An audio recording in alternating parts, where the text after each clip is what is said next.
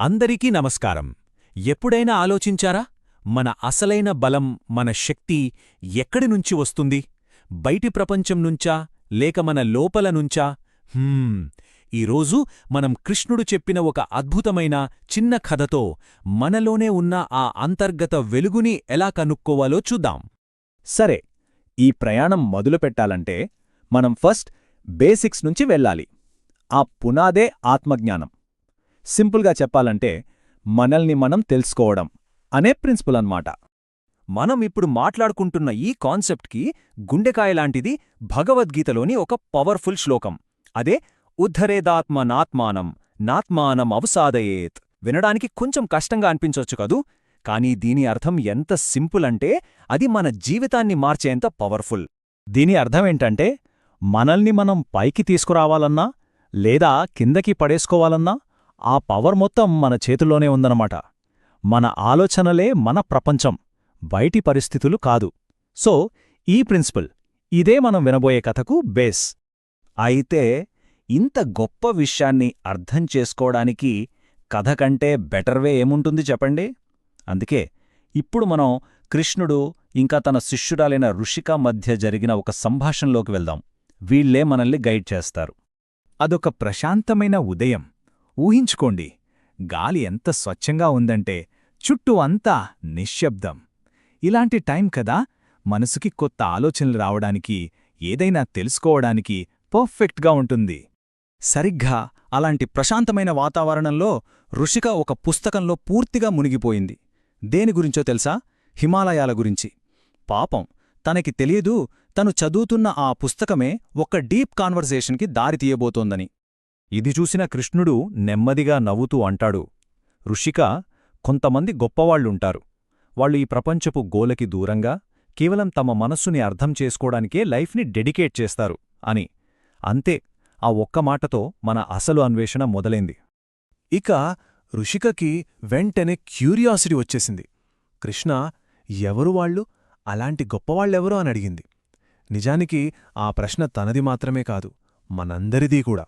ఋషిక అడిగిన ఆ ప్రశ్నకు సమాధానంగా కృష్ణుడు ఒక లెజెండరీ యోగి కథ చెప్పడం మొదలుపెట్టాడు.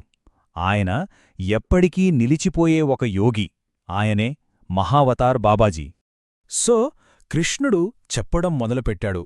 మంచు కొండల మధ్య, ఈ మామూలు ప్రపంచానికి చాలా దూరంగా, దానికి అతీతంగా జీవించిన ఒక గొప్ప యోగి మహావతార్ బాబాజీ గురించి.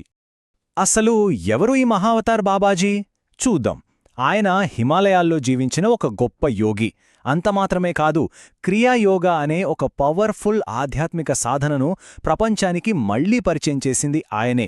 ఇంకా చెప్పాలంటే ఎంతోమంది యోగులకే ఆయన ఒక గురువు, ఒక ఇన్స్పిరేషన్. ఇక్కడే మనం ఒక ముఖ్యమైన పాయింట్ గమనించాలి. ఆయన పేరు కోసమో ఫేమ్ కోసమో బ్రతకలేదు. మరి దేనికోసం? ఆయన అసలు గోల్ చాలా పెద్దది. ప్రతి ఒక్కరూ తమ లోపల ఉన్న దైవత్వాన్ని తెలుసుకోవాలి అని. దానికి ధ్యానం, యోగా లాంటివి కేవలం టూల్స్ మాత్రమే అని చెప్పారు. అసలైన డెస్టినేషన్ మన లోపలే ఉంది. సరే, బాబాజీ లాంటి గ్రేట్ సోల్స్ మనకు దారి చూపించారు, బానే ఉంది. కాని ఆ దారిలో మనం ఎలా నడవాలి?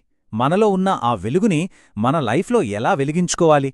ఆహా, ఈ ప్రశ్నలతో మనం మళ్ళీ కృష్ణుడు, ఋషిక దగ్గరికి వెళ్ళిపోదాం. కృష్ణుడు ఒక చిన్న నవ్వు నవ్వి చెప్తాడు, ఋషికా, బయటి ప్రపంచం గురించి తెలుసుకోవటం మంచి విషయమే, కాదనను. కాని నిన్ను నువ్వు తెలుసుకోవడమనేది అన్నింటికంటే గొప్ప విషయం. అబ్బా, ఈ ఒక్క లైన్లో ఎంత డెప్తుందో కదా. ఇప్పుడు మనందరి మైండ్లో వచ్చే క్వశ్చనే ఋషిక కూడా అడిగింది. కృష్ణ, అదెలా సాధ్యం? ఈ ప్రశ్నతోనే మనం థియరీ నుంచి ప్రాక్టికల్స్లోకి ఎంటర్ అవుతున్నామన్నమాట.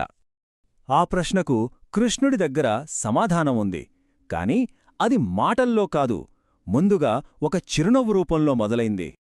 ఆయన చెప్పిన సమాధానం ఒక జర్నీ లాంటిది. Just 3 steps.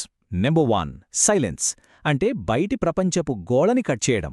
నెంబర్ 2 మెడిటేషన్, అంటే మనసుని లోపలికి తిప్పడం. ఇక నెంబర్ 3 మంచి ఆలోచనలు, మన ఇన్నర్ వరల్డ్ని పాజిటివిటీతో నింపడం. అంతే, ఈ 3 మనలో ఉన్న వెలుగుని మనకే చూపిస్తాయి. ఓకే, భగవద్గీత శ్లోకంతో మొదలుపెట్టి బాబాజీ కథ వరకు వచ్చాం. ఇంతకీ ఈ జర్నీ మొత్తం మనల్ని ఎక్కడికి తెచ్చింది? మనం ఫైనల్గా తెలుసుకోవాల్సిన మెయిన్ మెసేజ్ ఏంటి? ఫైనల్గా ఆత్మజ్ఞానమంటే మనం ఏదో కొత్తగా సంపాదించుకోవడం కాదు, సింపుల్గా మనలో ఆల్రెడీ ఉన్న శాంతిని, ఆ దైవత్వాన్ని, కప్పేస్తున్న దుమ్ముని దులపడం లాంటిది. ఆ నిధి మనలోనే ఉంది, మనం చేయాల్సిందల్లా దాన్ని వెలిగితీయడమే. సో ఈ డిస్కషన్ ఇక్కడతో అయిపోలేదు, నిజానికి ఇక్కడే మొదలవుతోంది. మరి ఈ రోజు మనలో ఉన్న ఆ అంతర్గత వెలుగుని బయటకు తీసుకురావడానికి మనం వేయబోయే ఆ మొదటి స్టెప్ ఏంటి? ఒక్కసారి ఆలోచించండి.